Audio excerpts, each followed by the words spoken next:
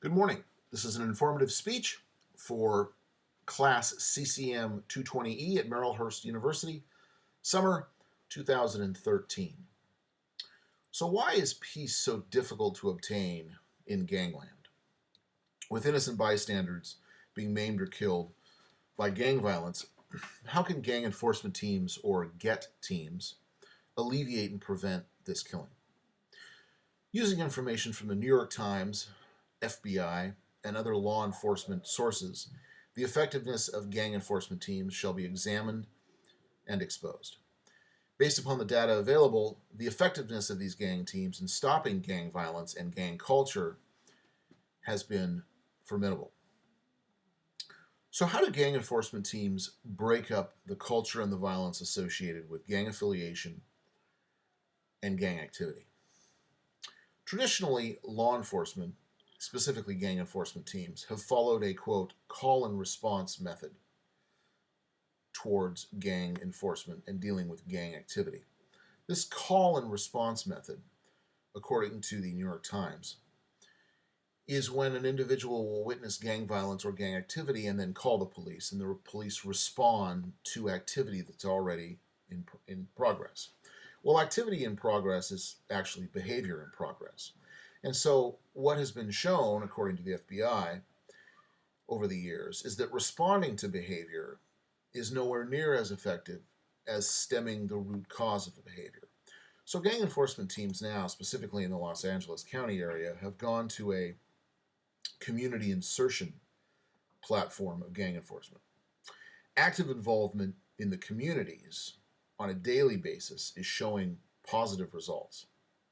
According to the New York Times, since the inception of gang enforcement teams in the greater Los Angeles County area, which began in earnest in late 1994, gang-related crime has fallen by 40%.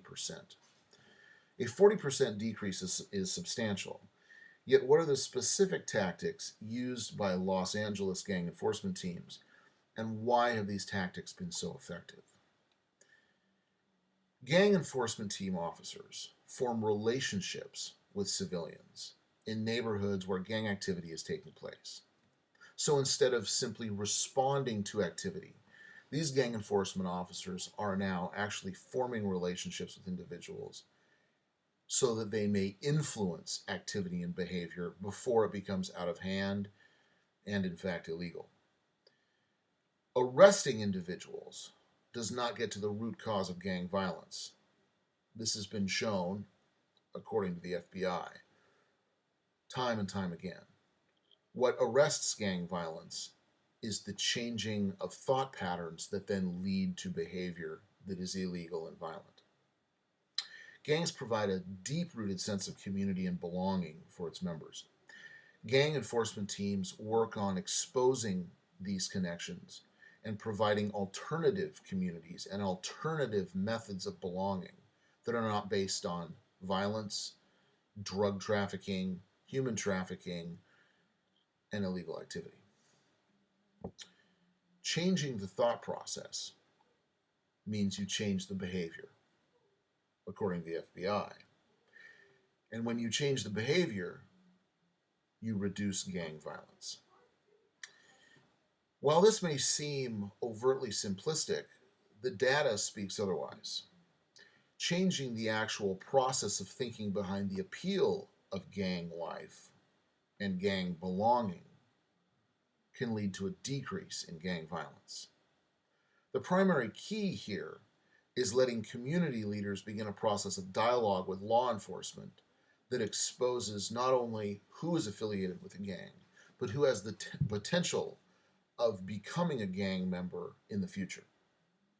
After all, it's much simpler for law enforcement to work with community members stemming gang violence before it begins. Involvement of the entire community has shown to be absolutely critical, again, according to the New York Times, in stemming gang activity. Because, quote, victims and victimizers are often the same people, and neither side has any vested interest or reason to speak to the police. This has traditionally presented quite a conundrum for law enforcement, End quote.